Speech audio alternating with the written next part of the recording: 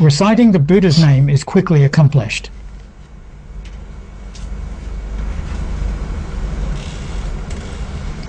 In 3 to 5 years, you will definitely achieve it. What the Buddha said in the Sutras is not false. If you remember and recite the Buddha, in this life or the next, you will surely see the Buddha. Once you see the Buddha, everything will be perfect. If we want to spread Dharma and benefit sentient beings, how should we go it? How can you speak in a way that's truly complete? How can you do it in a way that leaves your heart fully satisfied? It's just not possible. Without wisdom, without merit and virtue. The only way is to first see Amitabha Buddha. Once you see Amitabha Buddha, you will have both merit and wisdom in abundance. You will have wisdom and the great blessings of the Buddha. No matter what you do, in the Buddha's teachings, all sincere requests are answered. What obstacles or difficulties could you possibly have left?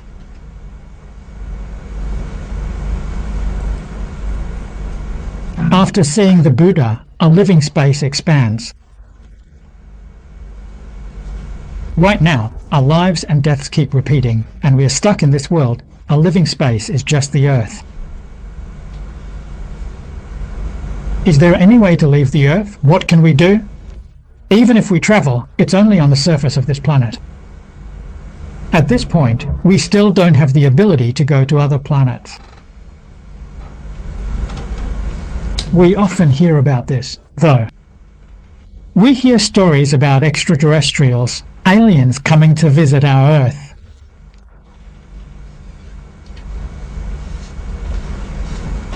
Those who are actually able to come to Earth are, in fact, beings from the human realm.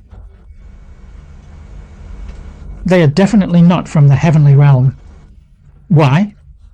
Beings from the heavenly realm don't need to pilot flying saucers or use any kind of flying machines. Only those from the human realm need such things. Heavenly beings don't need these tools to go anywhere.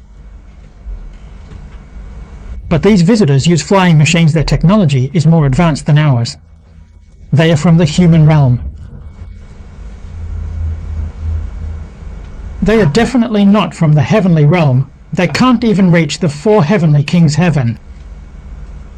If beings from the 4 heavenly kings' heaven travel through the universe, they don't need tools.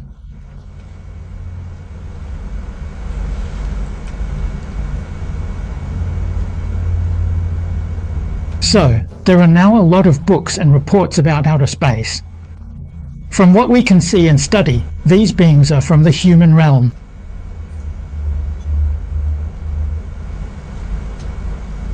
They're just not humans from our Earth. In this Saha world, the scope of the human realm is actually very vast. It's not limited to just this one planet. There are people on many planets, but their intelligence and abilities differ, and their blessings are not the same. Depending on which Earth you are reborn on and which planet you live on, the karma of each person will be different. They are all national newspapers.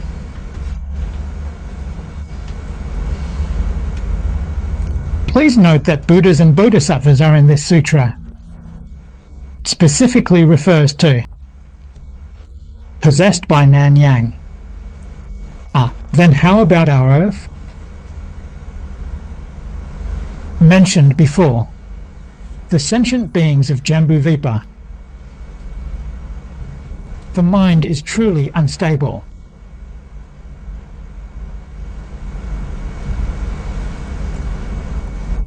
Sunset properties. Breathe in, breathe out, and before you know it, he is gone. That's why they experience the suffering of hell.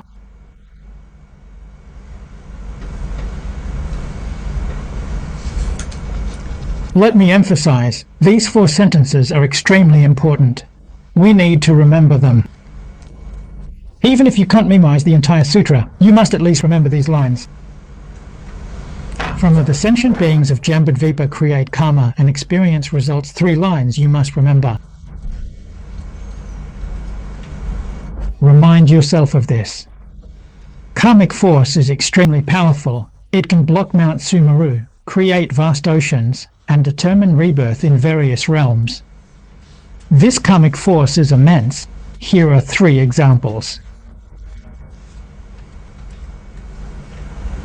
Mount Sumeru. That's a massive mountain, yet karmic force can move mountains and overturn seas.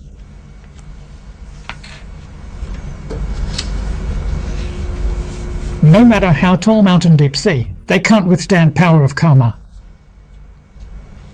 Karma can even obstruct the path to enlightenment. Even in this life, your pursuit of the way may not succeed. No matter how bravely and diligently you cultivate, you can't escape the cycle of the 6 realms of rebirth. What is the reason for this karma?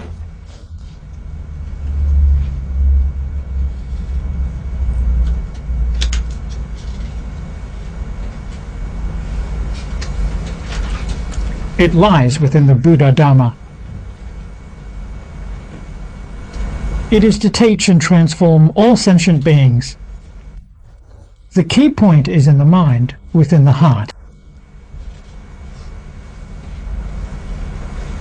Chan Buddhism advocates that cultivation must start from the root. At the root, it all comes down to the thoughts in your mind.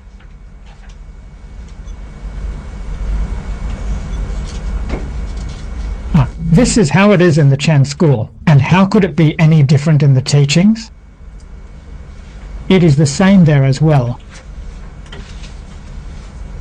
In other words, cultivation is about changing your mind, changing your thoughts, changing your perspectives.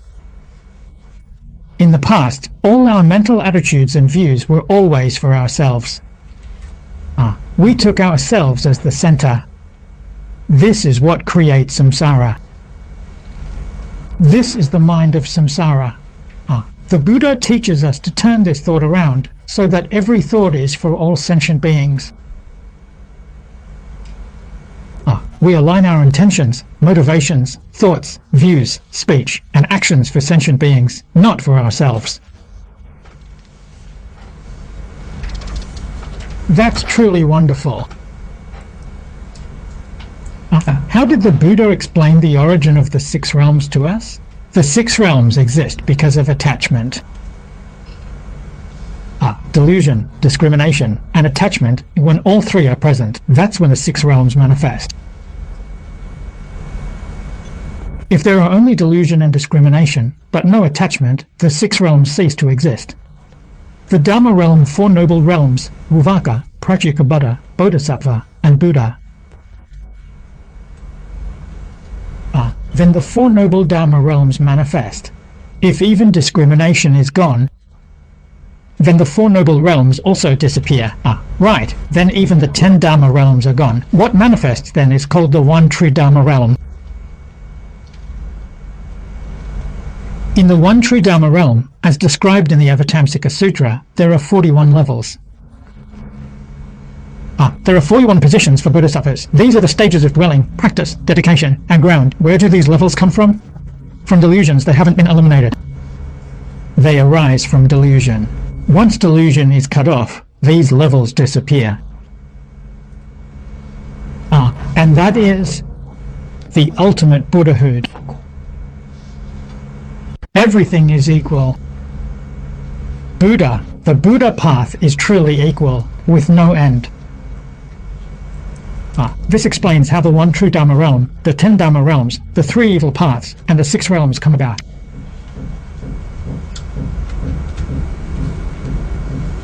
As long as you give rise to thoughts and notions of self, as long as you have the deluded discrimination and attachment of this is mine, that is yours. How could you possibly escape the cycle of the 6 realms of rebirth?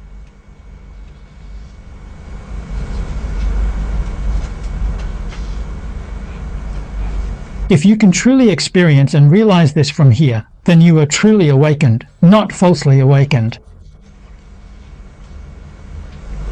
Once you let go of delusion, you transcend the ordinary and enter the realm of sages. Awakening is just awareness, while delusion is just confusion. Ordinary people are simply caught up in deluded thoughts, discrimination, and attachment. If there is no delusion, then no discrimination or attachment.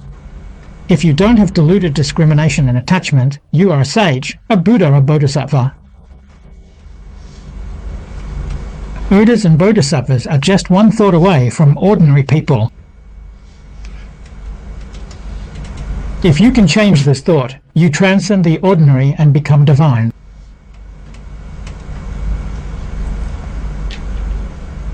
Who can make this change?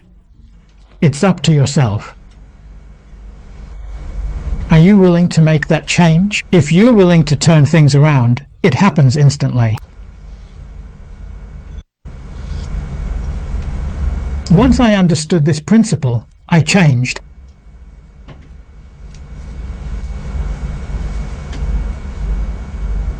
Layman Lemuyen understood this principle, and he changed too. After making this change, we serve all sentient beings.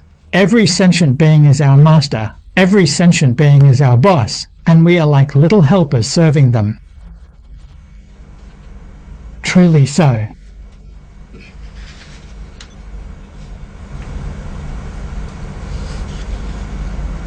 Only then do we truly receive the benefits of the Buddha's teachings.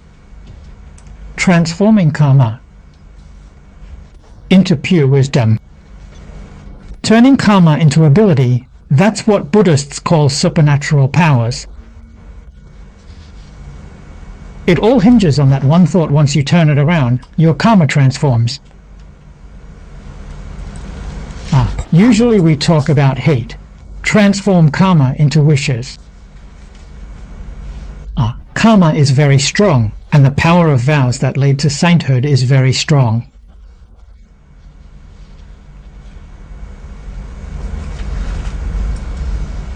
Why not turn?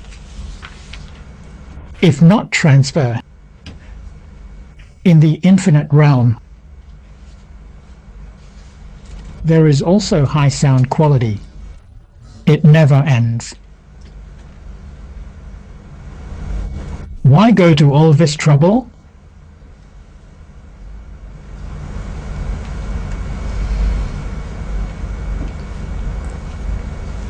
There are a few sentences about Chinese medicine following the scripture. Therefore, sentient beings, do not take small evils lightly. Harmless. After death, retribution awaits you.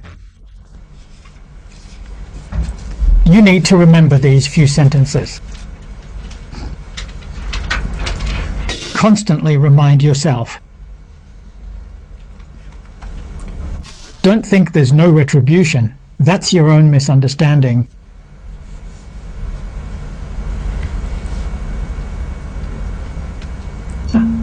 Even just the slightest evil thought has been experienced.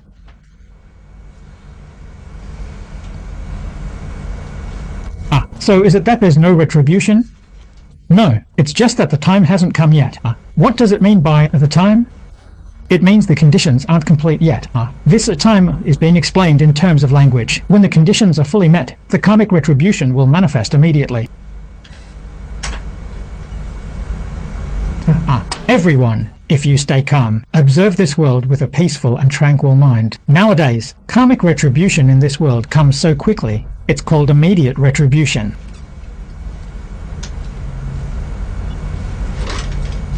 It's right before our eyes.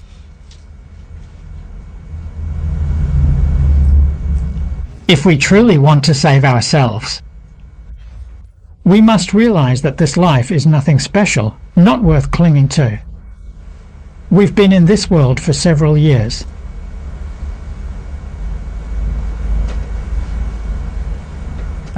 Half a lifetime has passed in the blink of an eye.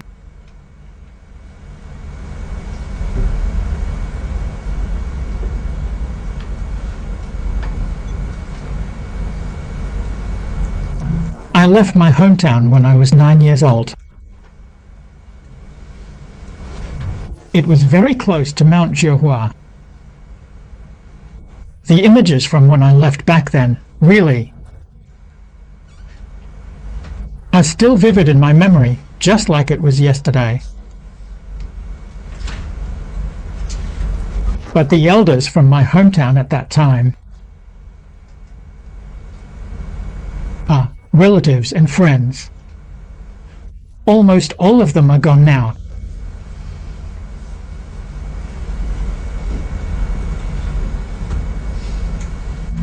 The childhood playmates, they are all gone too. Life is just an empty journey, just a dream. This dream, we need to wake up from it. To wake up means to look back and reflect on ourselves.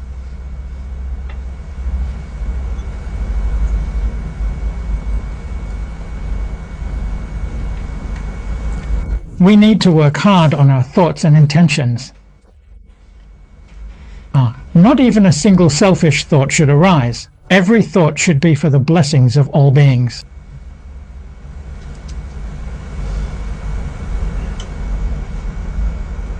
We should devote ourselves to creating blessings so all beings enjoy happiness. That's a good thing. Don't just seek happiness for yourself. People like this are sure to achieve success. People are protected and remembered by all Buddhas and blessed by heavenly dragons and spirits.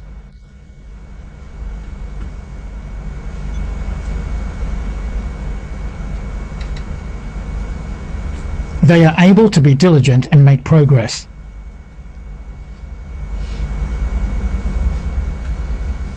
They work hard without slacking and keep creating blessings. They help society and support the public. Their own lives are quite simple and frugal.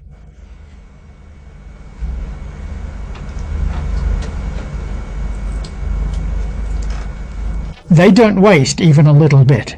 They know how to learn from others. Whenever they spend even a penny, they always think about all the suffering beings in this world. If I can save a penny, then others can benefit a penny more. They always keep this mindset.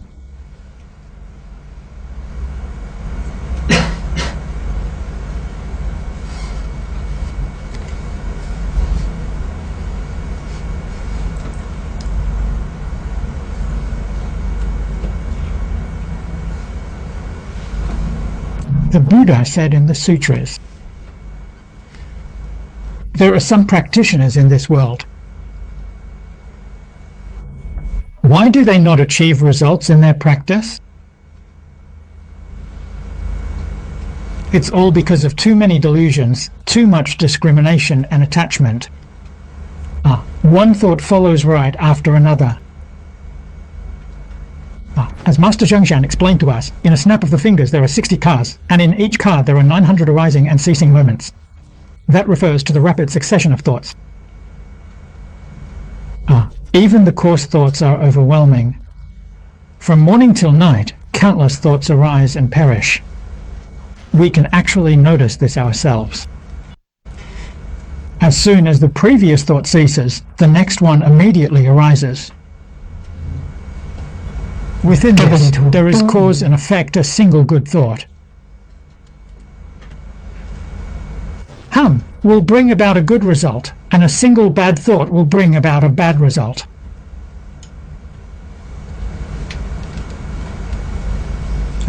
Not to mention actions or words. The consequences of those are even more severe. Every thought and intention is all recorded by the King of Karma. That's why the Bodhisattva, right here, advises us to be diligent and vigilant. As for us, we must not take our minor faults lightly.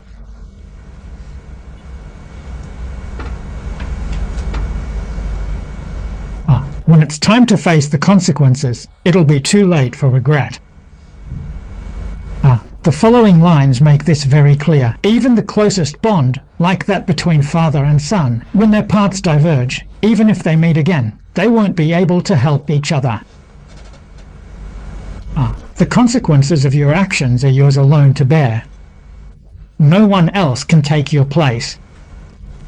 Even the great compassion of all Buddhas and Tathagatas cannot bear your karmic consequences for you. If it were possible, the Buddhas and Bodhisattvas would have done so already, but there's simply no way they can't. The reality you experience is the result of your own actions, manifested by yourself.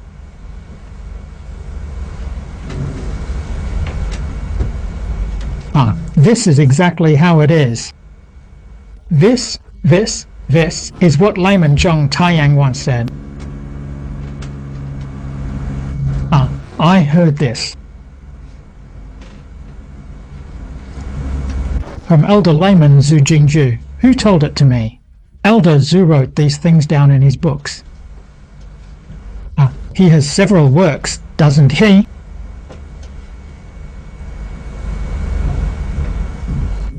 Zhong Taiyang was his father-in-law. This isn't made up. Back in his early years, he studied science. He didn't believe in Buddhism. If I were to talk to him about learning Buddhism and tell him these stories, he would just think it was all superstition. All just prophesies.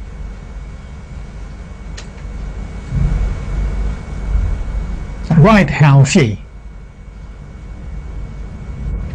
Eventually, during the War of Resistance, he lived in Chongqing. One night, while walking, he encountered a ghost, and he believed. If he hadn't experienced it himself, he wouldn't believe what others said. He actually walked alongside the ghost for over half an hour that night. It was a long time, not just a short moment. After walking for more than half an hour, he suddenly realized something. Hey, how come this woman is out walking alone in the middle of the night? The moment he thought of that, his hair stood on end. Then he looked again at the person in front of him. There was an upper body, but no lower body.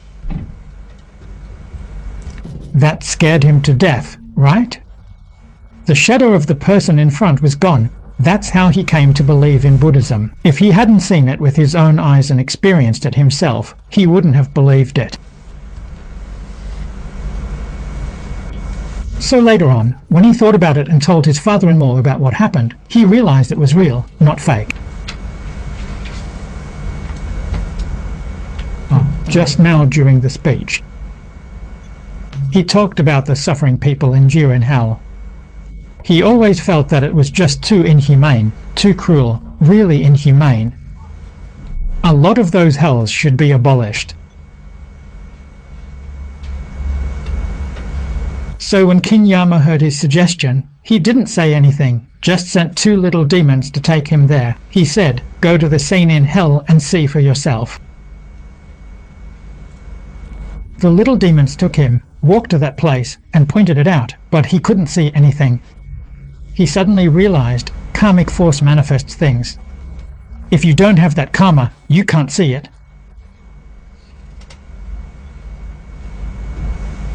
As it's often said, there are only 2 kinds of people in hell, those receiving retribution for sins, and bodhisattvas. The bodhisattvas, who have the ability, go to hell to save sentient beings. They are able to see it. If you're not there to save beings in hell, then you're not there to suffer punishment. For these 2 types of people, hell appears before them. For others, it's invisible. So, this makes it clear that it's not King Yama who created hell to punish these people, right? It's a realm manifested by one's own karmic force.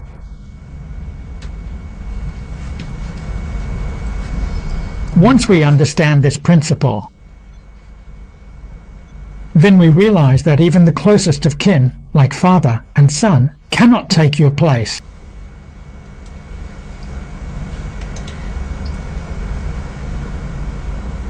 It's something you must bear yourself. Now, let's look at the next passage. Not only does becoming a Buddha have great power, but even the punishment of hell can be temporarily suspended for those who sincerely wish for it. Kittagarbha Bodhisattva is very humble. This is talking about how truly great Kittagarbha Bodhisattva is.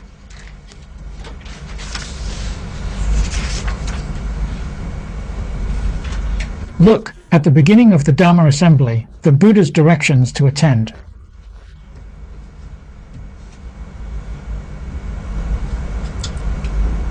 They praise the Avatamsaka assembly and the scholars. At the Avatamsaka Dharma assembly, of course, we saw that all the Buddhas were present, but they didn't appear in their Buddha forms. They manifested in all sorts of different identities to participate. But at the Kittagarbha Dharma assembly, the Buddhas appeared in their Buddha forms. All the Buddhas attended this Dharma assembly.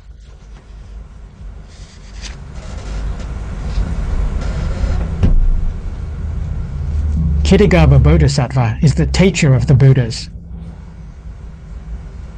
Yes, that's how he's referred to as the teacher. Look at him, he's so humble, never showing power of a Buddha, even though he's best rescuing beings hell.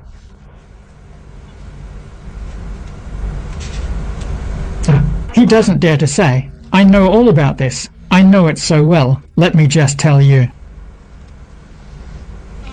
Nowadays, people would have that attitude.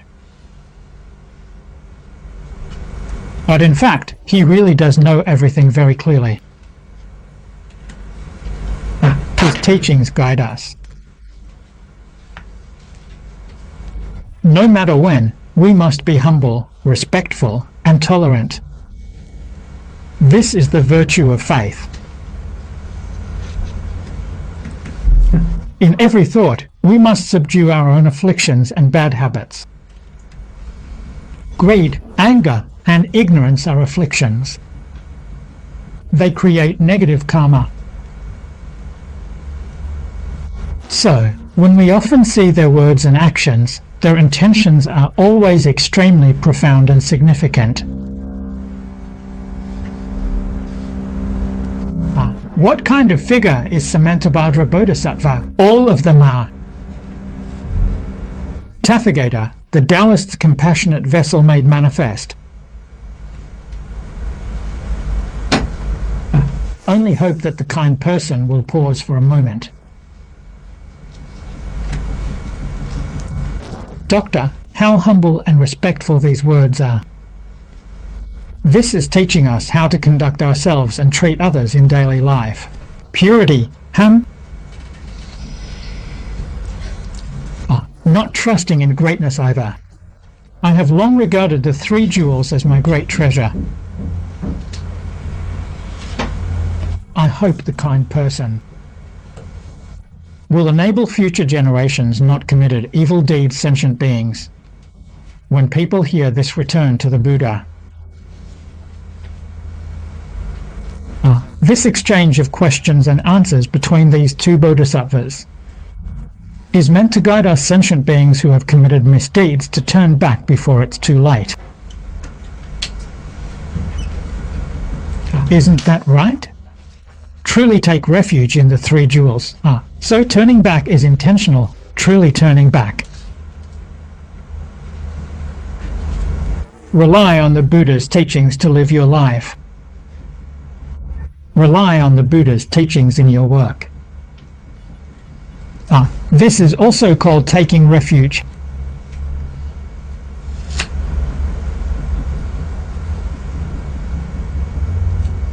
This is what the sutras teach. Which things? They teach us what we ought to do. We should earnestly and diligently do those things.